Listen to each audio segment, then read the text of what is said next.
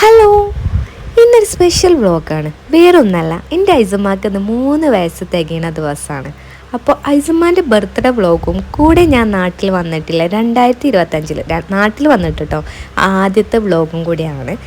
പിന്നെ ഞാൻ എൻ്റെ വീട്ടിൽ നിന്നും ഹസ്ബൻഡിൻ്റെ വീട്ടിലേക്ക് തിരിച്ചു പോകുന്ന ദിവസം കൂടിയാണ്. വീട്ടിൽ വന്നിട്ട് ഏകദേശം 2 ആഴ്ചയായി, നാട്ടിൽ വന്നിട്ടും 2 ആഴ്ചയായിട്ടോ ആവാനായി. അപ്പോൾ ഞാൻ അങ്ങോട്ട് തിരിച്ച് പോവാണ്. ഹസ്ബൻഡിൻ്റെ വീട്ടിലേക്കാണ് ആദ്യം വന്നത്. അവിടെ ഒരു 3 ദിവസമൊക്കെ നിന്നിട്ട് ഞാൻ എൻ്റെ വീട്ടിലേക്ക് വന്നതായിരുന്നു.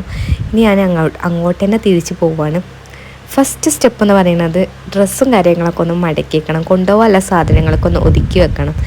ഞാൻ എപ്പോഴും അവിടുന്ന് ഹസ്ബൻഡിൻ്റെ വീട്ടിൽ നിന്ന് എൻ്റെ വീട്ടിലേക്ക് പോകുന്ന സമയത്ത് ഒരാഴ്ച മുന്നേ തന്നെ തുടങ്ങും കേട്ടോ. വീട്ടിലേക്ക് പോവുകയാണെന്നുണ്ടെങ്കിൽ സാധനങ്ങളും ഡ്രസ്സും പോകാനുള്ള ഒരുക്കങ്ങളൊക്കെ ഒരുക്കിക്കും.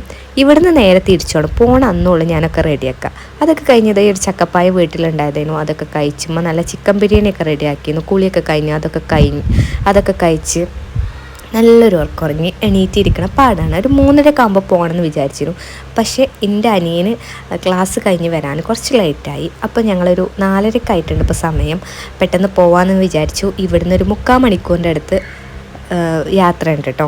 അപ്പോൾ ഐസുമ്മ ദേ ബർത്ത്ഡേകൾ ഇവിടെ സെറ്റായി നിൽക്കുകയാണ്. അങ്ങനെ ഞങ്ങളെല്ലാവരും പാടെ വണ്ടി കയറി. അനിയന്, ഇപ്പ, ഇമ്മ, ഞാൻ, താത്താൻ്റെ ഒരു കുറവുണ്ട്, താത്താൻ്റെയും കുട്ടികളതും. അങ്ങനെ ഫൈനലി ഞങ്ങൾ ഹസ്ബൻഡിൻ്റെ വീട്ടിലെത്തി. അവിടുന്ന് കേക്കും കാര്യങ്ങളൊക്കെ കട്ട് ചെയ്യാണ്. ഐസുമാൻ്റെ ഒപ്പം ഉള്ളത് അവളെ ബ്രദേഴ്സാണ് കേട്ടോ. 4 ബ്രദേഴ്സിന് ആകെയുള്ളൊരു കുഞ്ഞിപ്പങ്ങളാണ്.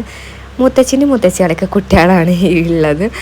അപ്പോൾ അവരെല്ലാവരും വീട്ടിലുണ്ടായിരുന്നു കേട്ടോ. അവരെയൊക്കെ കണ്ടതിൻ്റെ സന്തോഷം. പിന്നെ ഐസുവിന് കേക്ക് കട്ട് ചെയ്യാന്ന് പറഞ്ഞാൽ ഭയങ്കര ഇഷ്ടമാണ്. എപ്പോഴും ടൂയു പറഞ്ഞ് നടക്കണ ഒരു പണിയാണ്.